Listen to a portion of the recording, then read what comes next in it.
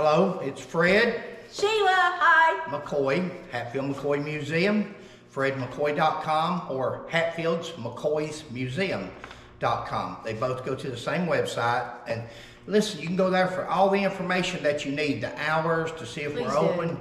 Yeah, different things. What we're going to do here, this is going to be just a small segment of some questions that people, I don't get on the comments. Comments, yeah. And of course, there's, you know, everybody doesn't agree with everything we say. We don't agree with everything a lot of people say. So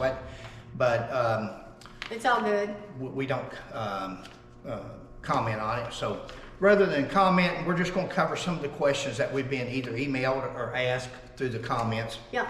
How did you end up in Casey County, 3 hours away from feud country, was the question. Of course, anybody knows anything about the feud country, that's Pike County and Mingo County, West Virginia. Pike Yep. County, Kentucky, Mingo County, West Virginia, which is about 3 hours from here. Yeah. In fact, over where we're from, it's 3.5, 4 hours from Blackberry. And how we ended up down here, I'll make it real short. Years ago, I was a detective in Pike County from 1980 to 1989. And my father became ill, and they lived in Somerset. We moved to Somerset to take care of them. Plus, we had the sheriff that was running Pike County at the time was corrupt, but that's a different video. That's after the Hatfield McCoy series is over with. Then we're going to start on that one. But plenty of history in Pike County, especially with corrupt politicians and so forth, which I guess you've got everywhere. Right. But how we ended up down here, my father moved to Somerset, mother, we moved down there to help with them. He passed away a year later, and I ended up taking a police job just a few minutes up the road from where he died in Somerset, and we've been here for the last 30-some years. Yeah. And I'm retired now, and again, this is where Jim McCoy, the one that signed the peace treaty along with Willis Hatfield in 1976, the third peace treaty that was signed. And he died here in Casey County, and Dr. Price, his doctor, is also our family doctor, one of our family doctors. And we like liberty, and we found this building down here and thought it'd be good for our museum. So that's how we ended up here. And again, if you want to know the full story of it, go to the website, because we've got on Jim McCoy and how we ended up here and everything. We've got are you in the film there? yeah, I am. So you can go there for a more extent of of what we're doing here. Was Cotton Top parents Randall and Sarah McCoy's? Now, I don't know. Some of these comments, sometimes I think maybe they're meant in a derogatory manner or so forth. Maybe not. Maybe that's a legitimate question. Either way, we'll answer it. I think we have on several videos, because I always seem to throw it out there. One thing that's always been thrown out was that Randall and Sarah was cousins when they got married, and it seemed like everybody always wanted to throw that out, but they forgot to look back. When you point that finger, you've got 3 fingers and a thumb pointing back at you. So they forgot to look at their own history, and so we always bring out the fact that no, Cotton Top was actually the offspring of Ellison Hatfield, Devil Ance's brother, and Harriet Hatfield, Ellison's first cousin. In fact, Ellison had 3 children, supposedly, with Harriet. Even after she got married, he had 2 sons and a daughter, and that's supposedly his. I guess they need a DNA to prove it, or prove it not, but you know, that's up to them. But Cotton Top was actually, they named them Mounts. She married a Mounts and gave them the Mounts name, but Cotton Top Hatfield should be his name. He was Ellison's. And that's why he was retarded, because of the fact that they were first cousins. And of course, you know, they say that when you're a close relation like that you do have those issues. So that could have been what Cotton Top's issue was, that he was mentally incapacitated, or whatever you want to call it. My wife, mentally challenged. She They're gets called mad. exceptional children these days. She's got to be politically correct, and she calls it everything in the world except, I guess, what it is. So, but anyway, did Cap Hatfield ever go to jail over killing the McCoy boys or the Cabin Massacre? No. Now, Cap went to jail a couple of times for some things. He escaped from Wilson, Mingo County Jail, but he was never in Pike County Jail. He was never brought to justice, just like his father, just like Dale Lance. He went to his grave, which still had Kentucky warrants on him for the murders of the 3 McCoy boys and for the Cabin Massacre. And again, they've got the monument on Blackberry Creek with him and his father, recognizing them, the Kentucky or Pike County Tourism does. And we were up there last weekend. You won't go to West Virginia and find a monument of the McCoys anywhere. But, you know, that's irrelevant. Like I said, I'm half Hatfield, I am McCoy. I know some people think I take the McCoy side, but I've got a question in here and I'll discuss that. Were Randall and Sarah McCoy cousins? Yes, definitely. They were first cousins. Sarah McCoy and Uriah McCoy was actually the children of Samuel McCoy, and Samuel McCoy and Daniel McCoy were brothers. Daniel had Randall, and Samuel had Uriah and Sarah. And Uriah was my great-great-grandfather, so that means Sarah would have been my great-great-aunt. And so Randall and Uriah were not only first cousins, but they were brother-in-laws. So yes, they were first cousins. I think we made a video once before, one of our first videos. She's got so many videos, she's probably going to start doubling up a little bit on them to get some of them out for you. Because at some point we want to get off what seems like negative stuff and always attacking this one or that one or making it sound like we're not attacking. We're actually just clarifying things that's gone on so long, stories that it's just time to clear them up. And if a person doesn't want to believe them, it's real simple. Don't watch. Don't get upset over it. Don't watch it. Just say, hey, I'm not watching that guy. And then Sheila eventually is going to do some good videos, but I just want to have some of this stuff on tape for history, and history will show that we're correct on a lot of our things that we say.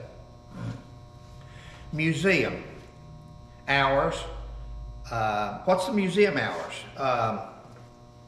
Well, we had a gentleman this weekend. We went to Pike County. We went to the graves again. Like I said, we used to have a limousine and we'd give tours. Take people from here to Pike County and Mingo County and give them tours because we're familiar with all the places, and anybody that's tried to hit all of them, you know what a task that can be. Yeah. If you're on the move and just get out at 5 or 6 minutes at each one, it's still a day and a half event. What's our hours? Our hours at the museum is from 10 to 6 on Saturdays only. On Saturdays that we're open. Right. Now, please understand, this is a hobby for us. This is our hobby. We're collectors. My mother, my grandmother, all those were collectors. And down through the years, we have been tasked with curators of the museum. And this is our hobby, and we enjoy doing it. We enjoy cleaning stuff, working on it, looking at it. This is our collection. Right. We also enjoy showing it when we can. This is not our business per se that we're going to be open every day, or we're even going to be open every Saturday. And we tell everybody to go to the website. Right at the top of the page on the Hatfields McCoy's Museum page, it says call, and it's got our phone numbers to make sure that we're open before you make a trip. If you're coming from any distance, call to make sure we're going to be here. Yeah. Had a gentleman this weekend got irate, and that's fine. I understand. Yeah. I went to the museum down in Gatlinburg. Sheila and I did twice. Yeah. To go to the Sevierville Dolly Museum, and it was closed. And I called and was pretty ill with the people because you should let people know that. But so I can understand his frustration. Sure. However, it says at the beginning of every video, we give our websites for you to go to. And it says right there, call first. Now, he said he called, after he got here the other day, he said he called, nobody would answer the phone. Well, we're in Pike County and Mingo County. We're up in the rural areas, up in the mountains, up at the graveyards, and there is no signal. If you call and you don't get an answer, we're not here Exactly. because we've got a signal here. Right. So, we would have answered. And we would have answered. So if we don't answer, that means that we're probably not open or out of pocket somewhere. Now, I'll tell you something else. I had back surgery about 2 or 3 years ago, and you may even notice sometimes I always wear a TENS unit because my back goes into spasms and shoots down my leg. Yeah. You may also notice scratching and all that sometimes. That's from medication, from irritation or whatever it's called that I get from the medicine. That's why a lot of times I've noticed in the videos. Moving a lot. And the moving part is either from the TENS unit or from the spasms themselves when all of a sudden without going into my medical history, but I've got some, I was arresting a guy and fell back on my gun and had to have 3 pins put in my back. So there's some days that you get up and you don't get up. That's as far as you go. Or you've been up the whole night spasming and you're not going to come down here. It won't be no fun to come down here and talk to people and after not sleeping all night. So I'm sorry. We're sorry for that. Really are. But just check the website or call and make sure that we're going to be here before you come. If we're open, we hope it's packed. Yeah. We want you to. We enjoy it. We'd love for y'all to come. Just check first. Just check the website and make sure that we're going to be here, or call anytime. And if we don't answer, because we get a lot of spam, and I usually let it go to the machine, and then I'll call the person back. So leave the message. Leave the message. We'll call you back. Why so much West Virginia Hatfield or Devil Ants corrections and stories? Why do we do so many stories on Devil Ants or on the West Virginia Hatfields? Somebody's wrote and asked us. Yeah. That's where the stories are. Yeah. That's who made the news. I'm not being facetious. Devil Ants was a newsmaker. The West Virginia Hatfields were the aggressors in the beginning until they burnt the cabin, and then the McCoys and Frank Phillips and so forth. We know what happened there. But there's a lot of tall tales. And there's more. Over the years, the Hatfields have, the West Virginia Hatfields, Devil Ants Hatfields, has been more boisterous about Devil Ants being this or that and doing this or that. I mean, I remember the time he walked on water. I'm joking there, but that's everything short of walking on water. Some of the stories that we've heard. Yeah. And again, if you're Devil Ants Hatfield's family, we met another one years ago. We met Stephen Hatfield. That was Devil Ants' grandson. That was his grandfather was Tennis Hatfield, and Stephen was full of stories and artifacts. That's where we got a lot of our Devil Ants, our West Virginia Hatfield artifacts was Stephen. And we'll go into that story later on of how we got it. But we met a gentleman this weekend. We was coming off the hill at Devil Ants' grave. Are you in the camera there, yes, baby? I see me. It barely... shows wider than what you think. Okay, I don't want you me. It is a wider thing. I don't want me in here and you off to the side. It's okay. I promise it's good. Okay. And we come off the hill and met George House. Now, George's great-grandmother was Mary Hatfield House. That was Devil Ants, one of Devil Ants' daughters. Now, we've met some of Devil Ants' children, grandchildren, not children, great-grandchildren and great-great-grandchildren throughout the years, but we never met any of the his female children, his girls. Daughters. And this was interesting. George, excellent fella, real nice guy, knows a lot of history. And, again, when I talk about West Virginia Hatfields or something, I'm talking Devil Ants'. I'm talking about Cap Hatfield, I'm talking about Johnson, I'm talking about Jim Vance, I'm talking about these people that was part of that group that came over and was vicious. And this George's just one of the nicest fellows you ever met. And so anyway, moving on. Yep. Next question. Why are stories about Devil Ants and the Hatfields? Because that's most of the stories that we want to correct. We're still correcting stories. We'll show you a board in our next video. And while we were up there, we took some pictures, and we'll go into that in a minute on another video, but a picture's worth 1,000 words, and that's how we try to prove our case.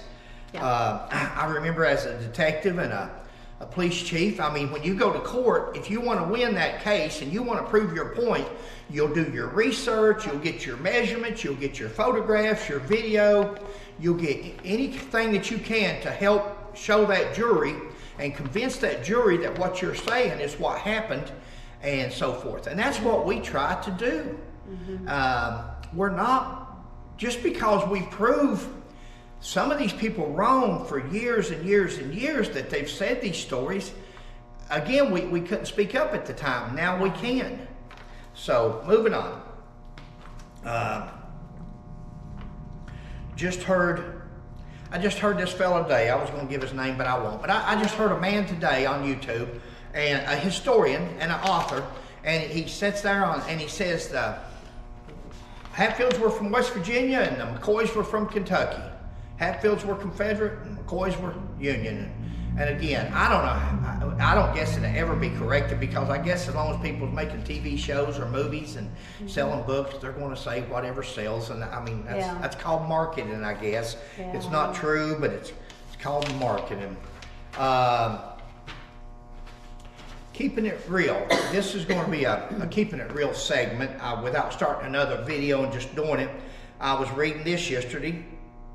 As a youth, his devilish tendencies were quite apparent. Talking about Devil Anse, how he got his nickname Devil.